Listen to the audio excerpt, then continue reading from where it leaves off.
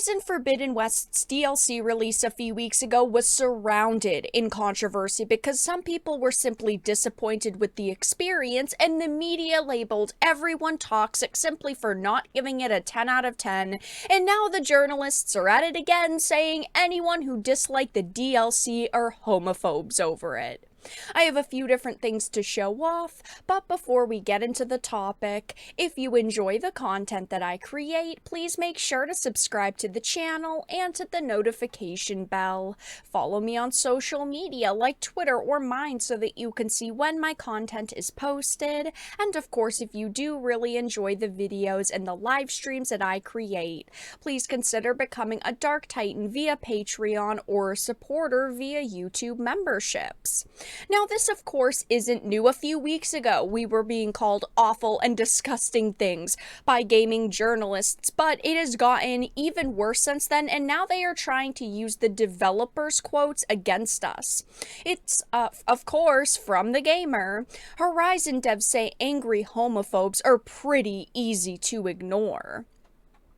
Aloy is queer. There are no ifs or buts. She spends a lot of Horizon Forbidden West's DLC flirting with another woman before you're given the option to kiss her. And this isn't kiss her to choose the Aloy's gay, it's a choice about whether she is ready to open up. So of course, Bigots got mad and review-bombed the expansion, but the developers aren't letting that bog them down.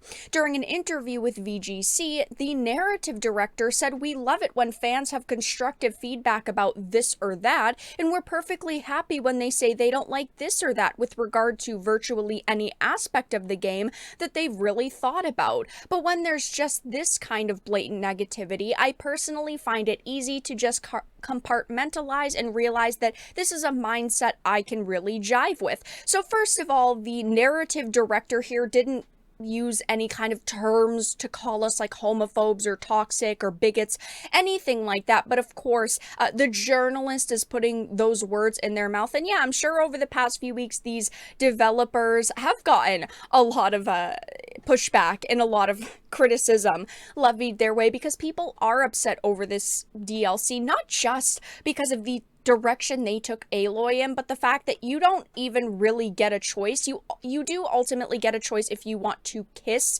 the female character that is flirting with Aloy through the whole game, but that romance isn't an option, which of course upset a lot of people because, if it was my choice, I wouldn't have Aloy romance anyone. Flirting is one thing, having a full-blown romance, and this emotional connection is another, but people were also just simply upset with the DLC in general, and also the base game, Horizon Forbidden West. Keep in mind that people were very upset leading into this game because they basically reused a lot of the same map, they reused a lot of the same enemies and attacks. They didn't really do as much as people expected in terms of new and innovative content, whether that is, new weapons or stances or mobs. It just kind of felt like more of the same. And Horizon Zero Dawn, the first game, was very good, but this was a disappointing experience for a lot of people, and so was the DLC, and it did get,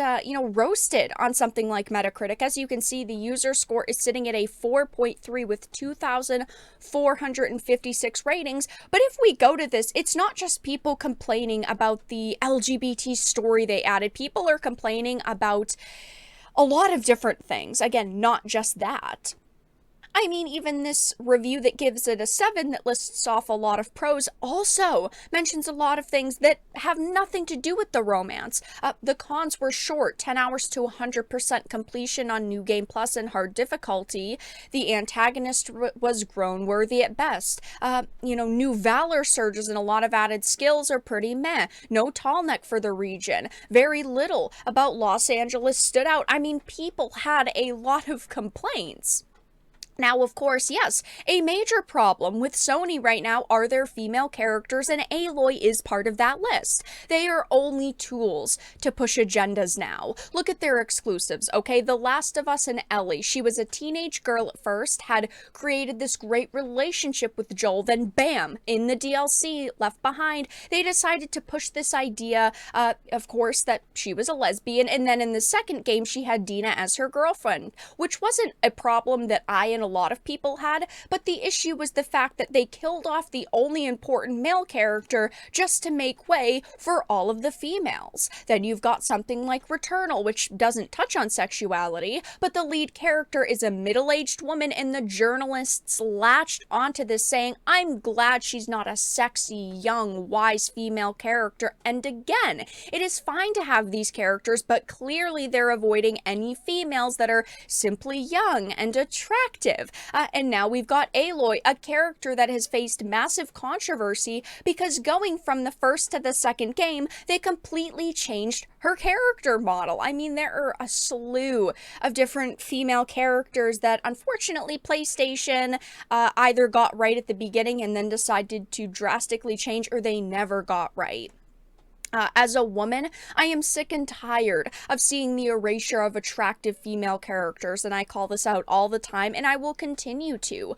Normal, not empowered female characters are what I want to see. I want to see female characters who, yes, occasionally have to rely on a male at one point or another, and I want to see more genuine relationships. Every female character now is only creative to push a narrative or an angle. They're made less attractive to avoid the male gaze. They push men away so they can be empowered all on their own, and that is sad to me. We also had the lead writer adding that Aloy's feelings for Seika are all true, and that the option to kiss her at the end of the DLC is about whether the player thinks Aloy's ready to take the next step and have this romantic encounter, or whether Aloy isn't there yet. So they are kind of admitting that, you know, it was never a choice. This is just something that you are going to have to deal with. And again, like I always say, I am all for options. I wish this romance was simply optional through and through. Yes, the kiss is optional, but the romance and the story of getting there isn't optional. I wish that, you know, you could just flirt with a bunch of characters and then choose one. That is what a lot of amazing games do. And, you know, yeah, there are going to be people who are upset that you force these storylines on them, and that shouldn't be a bad thing. People just have preferences. It doesn't make us toxic. It doesn't make us homophobes. It doesn't make us bigots.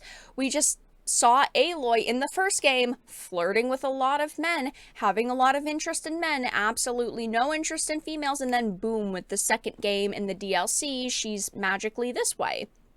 I've actually also talked about this before, and I talked about Metacritic because they keep bringing up how on Metacritic it's getting review bombed and it's disgusting and it's hateful.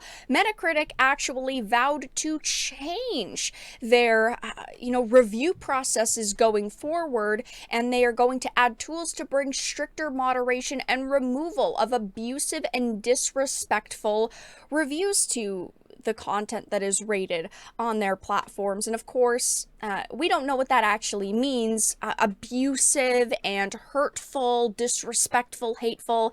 These are terms that for each company, the definitions are different. It's not like they're giving you a clear, concise list of terms or phrases that you cannot use, things that would get removed. No. And this could mean to review manipulation down the line, which is very unfortunate. But yes, this journalist is once again calling us disgusting things simply for criticizing this game, for criticizing some of the decisions that the developers and writers made. And instead of just saying, hey, it is perfectly fine that you don't like it, don't play it, it's as simple as that. No, they're going into more articles calling us homophobes and saying that, we're just toxic, angry gamers again.